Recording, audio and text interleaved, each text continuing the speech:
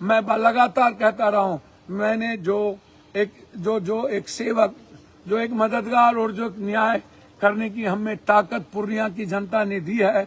मैं पूर्णिया की जनता और कोसी की जनता, सहरसा, पूर्णिया, सुपौल, मधेपुरा, अररिया, किशनगंज, मेरे लिए बाढ़ चैलेंज था और मैं बार बार कहता था बाढ़ हमारी जिंदगी को छीनता है। ये जो कोसी सीमांचल के लोग हैं और बंगाल की जो स्थिति होती है बाढ़ के कारण, फरक्का इलाका और इस इलाके में मैं लगातार प्रयास किया हाई डैम का। शुरू से, जब से मैं 90 से लेकर के आज तक हाई डैम बने, फरक्का का निर्माण हो, भीमनगर बैरेज का निर्माण हो। 2026 तक प्राइम मिनिस्टर ने हमें चिट्ठी लिख के कहा है कि हम डीपीआर तैयार कर लेंगे।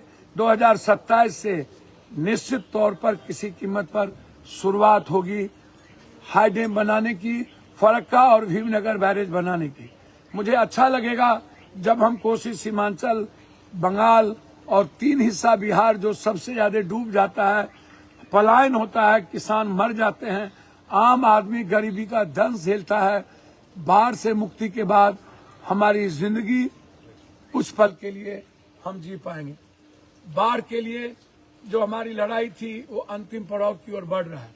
दूसरी तरफ एक्सप्रेसवे एनएच, गडकरी जी को धन्यवाद दूंगा जिन्होंने पूर्णिया कोसी सीमांचल, नौगछिया से लेकर बिहारीगंज, मुरलीगंज होते हुए कोसी एक एनएच, बेलोरी से एनएच और बनमनखी से अमोर तक एनएच, इसके लिए पूर्णिया की ओर से बहुत बहुत बधाई।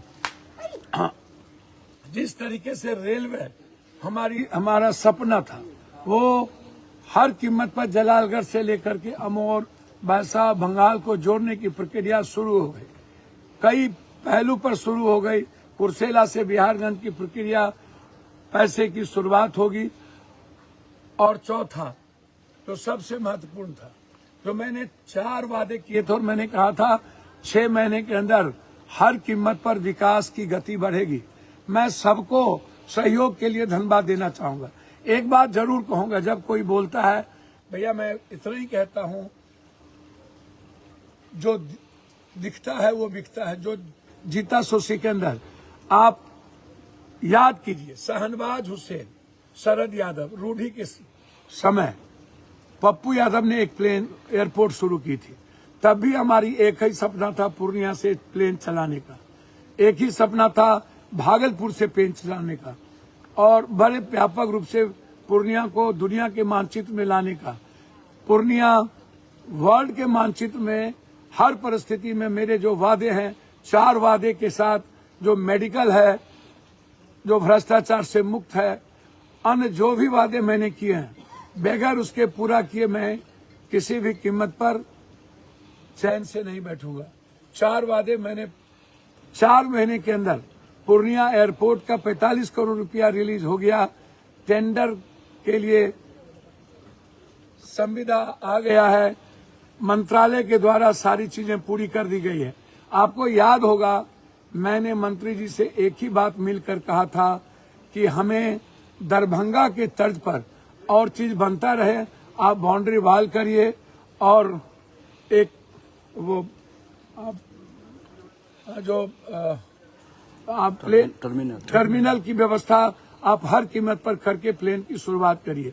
मंत्री जी ने इस बात को महसूस किया, समझा और उन्होंने हमारे से किए वादे को पूरा किया।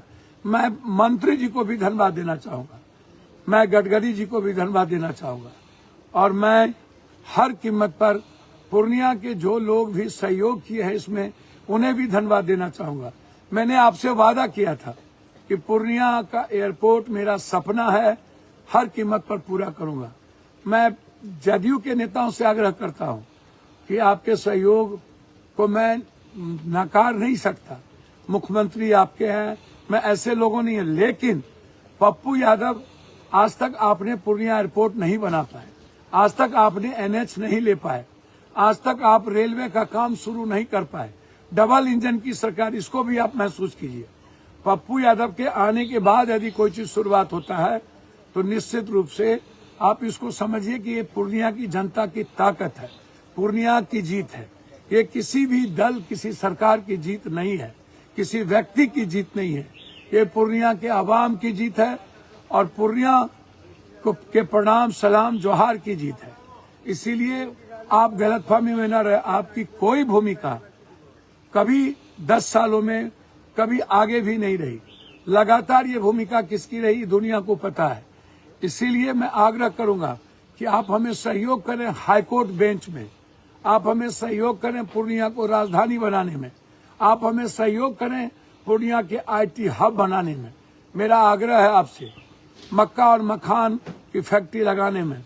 मैं पुनः एक बार पूर्णिया एयरपोर्ट के किए वादे जो मैंने कहा था, काम किया है, काम करेंगे, हर वादा पूरा करके रहेंगे।